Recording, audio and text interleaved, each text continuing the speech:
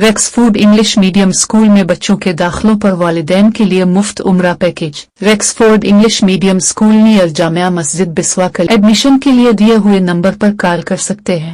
Classes का आगाज 1 जुलाई 2025 से हो। आज बसवा कल्याण में बहुजन समाज पार्टी (बीएसपी) की ओर से आबकारी तालुका अधिकारी और सब इंस्पेक्टर को एक मेमोरेंडम सौंपा गया। यह मेमोरेंडम बीएसपी अध्यक्ष शंकर फुले जी के नेतृत्व में दिया गया। इसमें मैसालगा ग्राम की महिलाएं भी मौजूद थी। महिलाओं ने शिकायत की कि हर किराना दुकान में शराब बेची जा रही है, जिसे जल्द से जल्द बंद किया जाना चाहिए। लोग शराब पीकर घर आकर महिलाओं के साथ मारपीट कर रहे हैं, इसलिए इस पर रोक लगाना बेहद जरूरी है। अधिकारिಗಳಿಗೆ ಬಿಎಸ್ಪಿ ವತಿಯಿಂದ ಮೆಮೊರಂಡಮ್ ನೀಡಲಾಗಿದೆ। ಮೆಮೊರಂಡಮ್ ನೀಡಿದ ಉದ್ದೇಶ ಬಸವ ಕಲ್ಯಾಣ ತಾಲೂಕಿನ ಮೈಸಲ್ಗಾ ಗ್ರಾಮದಲ್ಲಿ ಸರಾಯಿ ಹರವೊಂದು ಅಂಗಡಿಯಲ್ಲಿ ಮಾರೋದು ಅತಿ ಹೆಚ್ಚಾಗಿದೆ।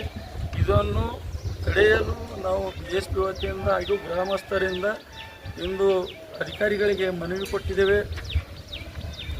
ಈ ಸರಾಯದಿಂದ ಏನಪ್ಪ ಅಂದ್ರೆ ಬಡವರ ಬಾಳು, ಬಡವರ ಜೀವನ ನರಕಾಗಿದೆ। ಇದರಿಂದ ಏನಪ್ಪ ಬಸವ ಕಲ್ಯಾಣ ಇಲ್ಲೇನು ಅಬಕಾರಿ ಅಧಿಕಾರಿಗಳಾರ ಅವರು ಅತಿ ಶೀಘ್ರವಾಗಿ ಆ ಮಾರಾಟವನ್ನು ಏನು ಅಂಗಡಿಯಲ್ಲಿ ಕಿರಾಣಿ ಅಂಗಡಿಯಲ್ಲಿ ಶಾಪ್ನಲ್ಲಿ ಏನು ಹೊರಗಡೆಯನ್ನು ಮಾರ್ತಾ ಇದ್ದಾರೆ ಅದನ್ನು ತಡೆಯಬೇಕೆಂದು ನಮ್ಮ ಮನವಿ ಕೊಟ್ಟಿದ್ದೆವು। ಇವತ್ತಿನ ದಿನ ಇಂದಿಗೆ ಪದೇ ಪದೇ ಬಂದಿಲ್ಲಿ ಇದು 2ನೇ ಸಲದ ಗ್ರಾಮಸ್ಥರಿಂದ ಒಂದು ಕೊಟ್ಟಿದ್ದಾರೆ, ಈಗ ನಾವು ಒಂದು ಕೊಟ್ಟಿದ್ದೆವು। ಈ ಬರುವಂಥ ಬಡ ಜೀವನದ ಮಕ್ಕಳಿಗೆ ಏನಪ್ಪ ಅಂದ್ರೆ ಭಾಳ ತೊಂದರೆ ಆಗ್ತಾಯಿದೆ। ಆ ಮಕ್ಕಳ ಜೀವನ ಶಿಕ್ಷಣ ಆಗ್ತಾಯಿಲ್ಲ।